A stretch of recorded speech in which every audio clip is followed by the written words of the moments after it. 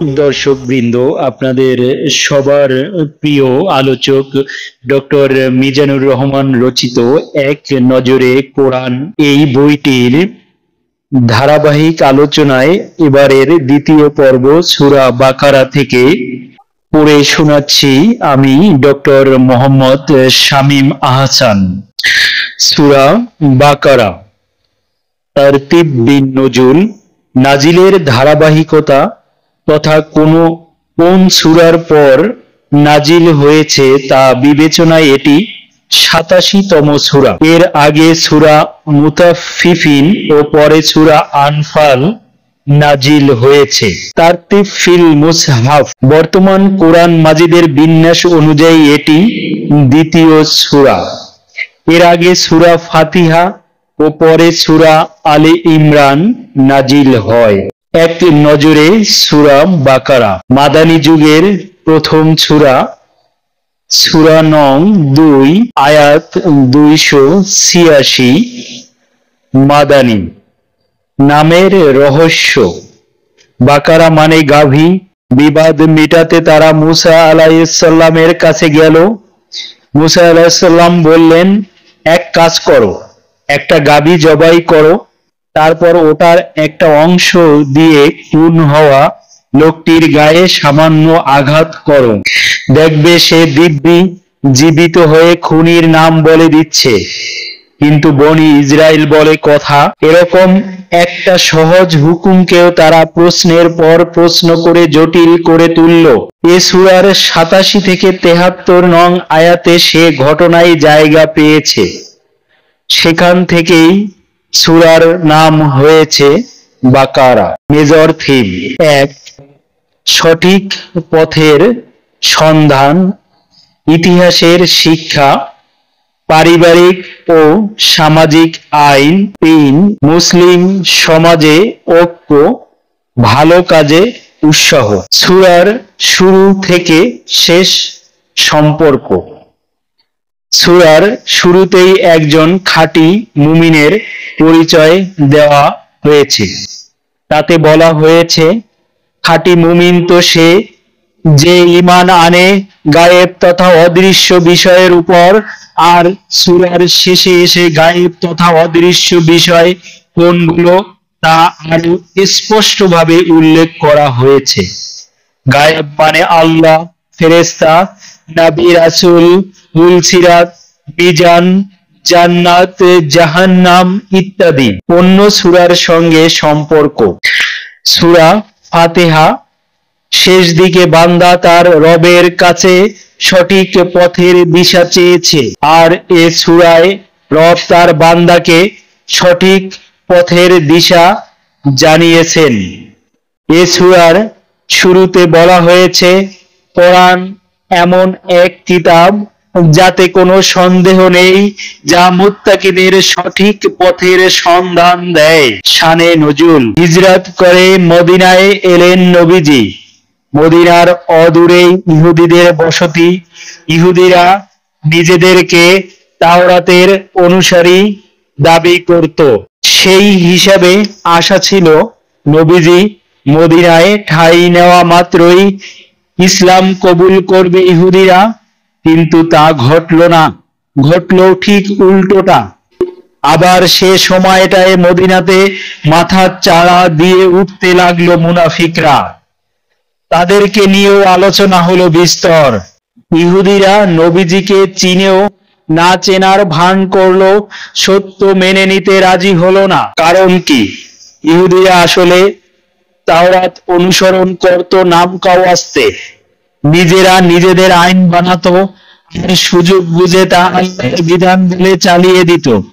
সুদ, জিনা, মিথ্যা কথা এসব ছিল ওদের কাছে ডাল ভাত। তো ওরা যখন দেখলো নবীজির অনুসরণ করলে পাপের দরজায় খিল পড়বে, খায়েশ মতো আর কুকর্ম করা যাবে না, তাই ওরা বেঁকে বসলো। আল্লাহ তখন এ সূরার বেশ কতগুলো আয়াত ওদের সম্বোধন করে নাজিল করলেন।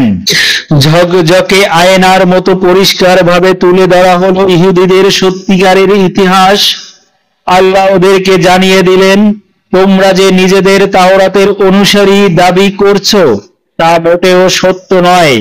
এই যে তোমাদের ইতিহাসের দলিল দস্তাবেজ।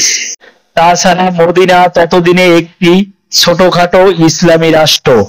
রাষ্ট্র চালাতে আইন লাগে, তাই এ সূরার মাধ্যমে ধাপে ধাপে সেই আইন পাঠানো হলো। নাগরিক জীবন, সামাজিক জীবন, অর্থনীতি, রাজনীতি ইত্যাদি ব্যাপারে একটি ইসলামী রাষ্ট্রের আইনি রূপরেখা কেমন হবে তার খুঁটিনাটি আলাপ নিয়েই সূরাটি নাজিল করা হয়েছে। সেগমেন্ট ঐশী সূচনা। সূরার পহেলা অংশেই মানুষ সৃষ্টির ইতিহাস এসেছে। মানে আমাদের দৃষ্টিটা আসমানের দিকে নেওয়া হলো। বলা হলো, যেখান থেকে তোমাদের সূচনা সেখান থেকেই হিদায়েতের আলো ও বিধান পাঠানো হবে। দুনিয়াবি ইতিহাস। এবার দৃষ্টি নামিয়ে আনা হলো দুনিয়ায় অতীত মানুষের দিকে। অতীতে বহু মানুষ কিভাবে সেই আসমানি রশি ছেড়ে দিয়েছে, আল্লাহকে দেওয়া ওয়াদা ভুলে থেকেছে, সেই ইতিহাস জানানো হলো। ভবিষ্যৎ কর্মপন্থা। এবার এই দুটো দৃশ্যপট সামনে রেখে আমাদেরকে দেওয়া কর্মপন্থা বুঝিয়ে দেওয়া হলো। এবার এই দুটো দৃশ্যপট সামনে রেখে আমাদেরকে আমাদের কর্মপন্থা বুঝিয়ে দেওয়া হলো। আসমানি টর্চ লাইটটি ফের হাতে তুলে নিয়ে নতুনভাবে পথ চলার দিক নির্দেশনা দেওয়া হলো। ফজিলত। রাসূলুল্লাহ সাল্লাল্লাহু আলাইহি ওয়াসাল্লাম বলেছেন, তোমরা সূরা বাকারা পড়ো, কেননা তা আঁকড়ে ধরায় বরকত আর ছেড়ে দেওয়ায় আফসোস। তাছাড়া জাদুকররা ওটার সামনে টিকতে পারে না। নবীজি সাল্লাল্লাহু আলাইহি ওয়াসাল্লাম আরো বলেছেন, তোমরা তোমাদের ঘরগুলোকে কবর বানিও না। মনে রাখবে, যে ঘরে সূরা বাকারা পাঠ করা হয় শয়তান সে ঘর থেকে পালিয়ে যায়। নবীজি বলেছেন, যে ব্যক্তি কোরআনের প্রথম 7টি সূরা আঁকড়ে ধরে সে জ্ঞানী। Cause and effect. কঠিন সময়ে যত ধৈর্য ধরা আর নামাজের মাধ্যমে সাহায্য চাওয়া যাবে, আল্লাহর সাহায্য তত তাড়াতাড়ি নেমে আসবে। আল্লাহর প্রতিনিধি।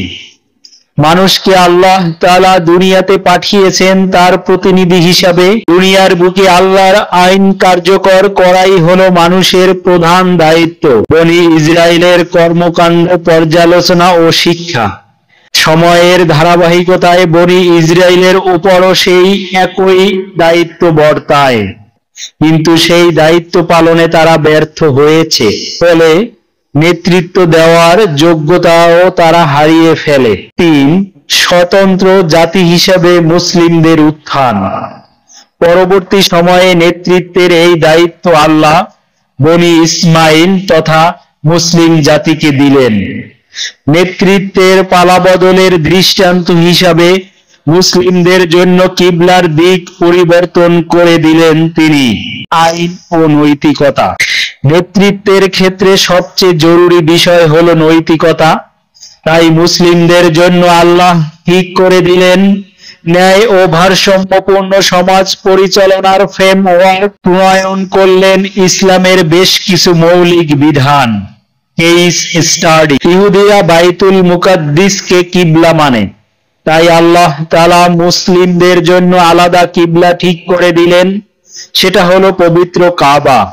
এরকম বহু ঘটনা আছে যেখানে দেখা যায় ইহুদিরা যা যা করত নবীজি মুসলিমদেরকে তার চেয়ে ভিন্নটা করতে বলতেন।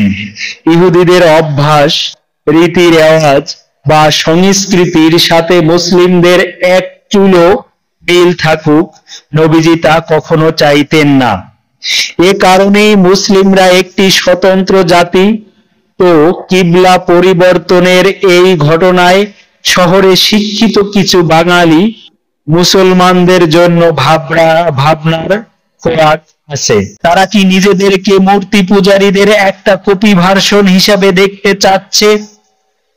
তাহলে তাহলে তারা জেনে রাখুক, ভিন্ন জাতির পৌত্তলিক সংস্কৃতি প্রমোট করার অপরাধে আল্লাহ অবশ্যই তাদের উপর সেদিন ভীষণ রেগে থাকবেন। কিয়ামতের দিন তারা মঙ্গল শোভাযাত্রার পেঁচা বানর আর বাঘ কুমির হাতে করেই আল্লাহর সামনে দাঁড়াবে। ভিন্ন জাতির পৌত্তলিক সংস্কৃতি প্রমোট করার অপরাধে আল্লাহ অবশ্যই তাদের উপর সেদিন ভীষণ রেগে থাকবেন। আয়াত 1 থেকে 20। মুত্তাকিদের গুণাবলী এবং কাফির মুনাফিকদের বৈশিষ্ট্য। আয়াত 21 থেকে 39।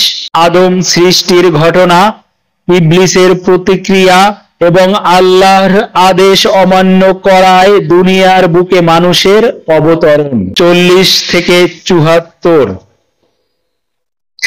দুনিয়ায় মানব জাতির ক্রমধারায় বনি ইসরায়েলের আগমন, ফলে লাগাতার অবাধ্যতা ও ফলস্বরূপ লাঞ্ছনার কাহিনী।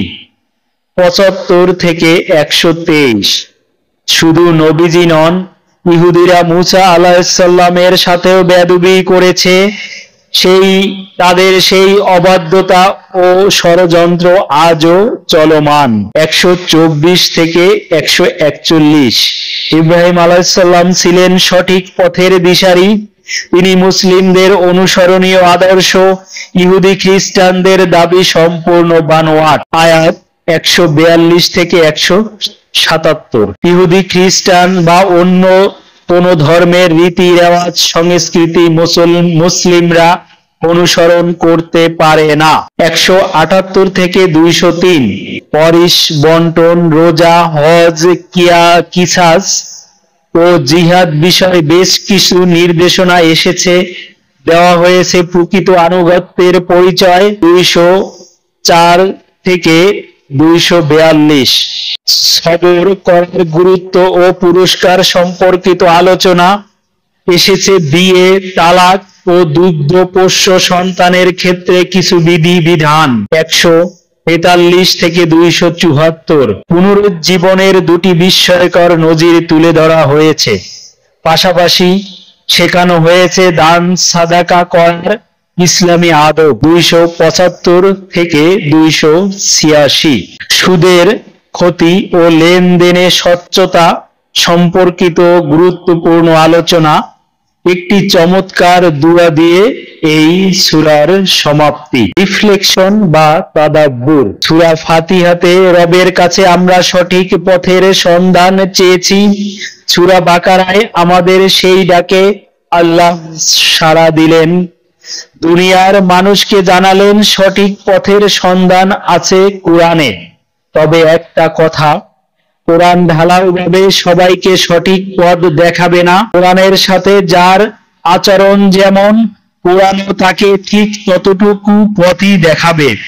যারা কোরআন পড়ে অহংকার নিয়ে, সব জানতা একটা ভাব নিয়ে, তারা নির্ঘাত সঠিক পথ থেকে বঞ্চিত হবে। কিন্তু যারা কোরআন পড়বে বিনয়ের সাথে, হিদায়াত প্রত্যাশী হয়ে, কোরআন তার জন্য আলো ঝলমলে হয়ে উঠবে। এজন্যই এই সূরার দ্বিতীয় আয়াতে বলা হয়েছে, কোরআন পথ দেখায় মুত্তাকিদের। মানুষ মাত্রই ভুল করবে, পাপ পিছলাবে, এটাই স্বাভাবিক।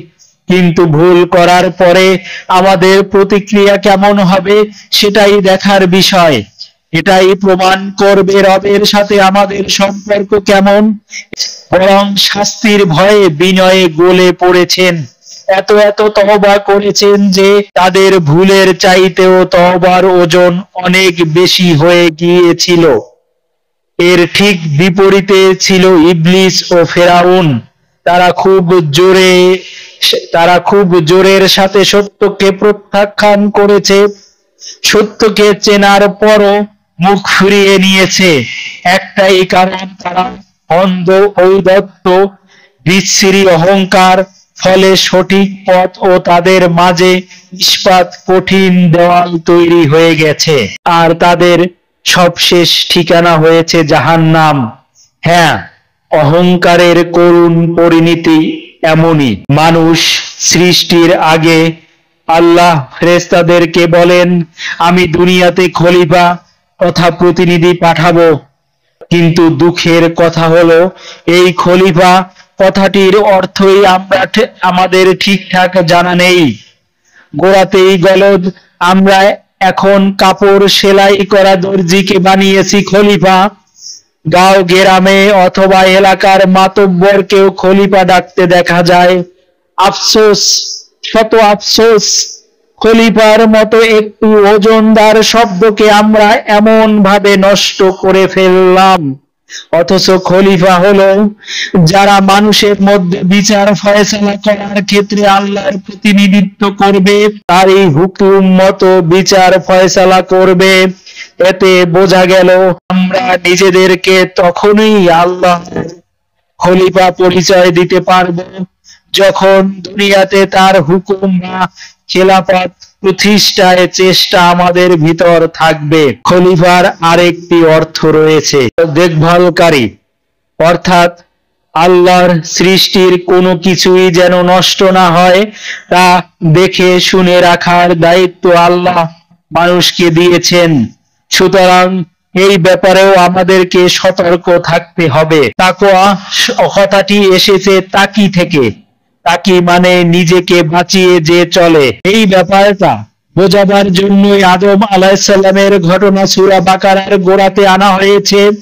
এটা আমাদের জন্য একটি শক্তিশালী রিমাইন্ডার যে জগতের সেরা মানুষদের দ্বারাও ভুল হয়েছে, তাই আমরাও ভুল করব, কিন্তু ভুল হয়ে যাবার পর তারা গোয়ার্তামি করেনি, ভুলটা আঁকড়ে ধরে থাকেনি। ঘোড়ার খুরের নিচে লোহের এরকমের চাকতি বসানো হয়, ওটাকে বলে নাল। ঘোড়া যখন তুমুল বেগে ছুটে চলে তখন পায়ের তলায় অনেক সময় কাঁটা, নুড়ি, পাথর, বড়ইয়ের আটি এরকম অনেক জিনিস পড়তে পারে, আর তাতে ঘোড়ার পায়ের তলা কেটে যায়, কখনো মারাত্মক জখম হয়। কিন্তু লোহার এই নাল পরানো থাকলে এরকম ভয় থাকে না। তো যখন ঘোড়ার খুরে নাল পরানো থাকে না, খালি থাকে, তখন ওই ঘোড়াকে বলা হয় তাকি। কেননা ঘোড়াটিকে তখন খুব সাবধানী হয়ে দেখে শুনে পথ চলতে হয়। আর তাকি থেকেই এসেছে তাকওয়া। তার মানে মুমিন যখন দুনিয়ার জীবন যাপন করবে তখন ওই নালবিহীন ঘোড়ার মতোই সাবধানী হবে, এমন ভাবে পথ চলবে যাতে গুনাহের আচর তার অন্তরে না লাগে। এভাবে গুনাহ থেকে দূরে থাকার মাধ্যমে নিজেকে জাহান্নামের আযাব থেকে বাঁচার নামই তাকওয়া। সম্মানিত শ্রোতাবৃন্দ, আপনারা এতক্ষণ ধরে সূরা বাকারার আলোচনা শুনলেন। এবার যখন সূরা বাকারার কোরআন তেলাওয়াতটি করবেন, আমার বিশ্বাস আপনার মনে আল্লাহর সাথে একটি কানেক্টিভিটি তৈরি হবে। পরবর্তীতে সূরা আল ইমরান আলোচনা করব ডক্টর মিজানুর রহমান আজহারীর এক নজরে কোরআন বইটি থেকে। সেই পর্যন্ত তৃতীয় পর্ব শোনার আমন্ত্রণ জানিয়ে এখানেই শেষ করছি। আসসালামু আলাইকুম।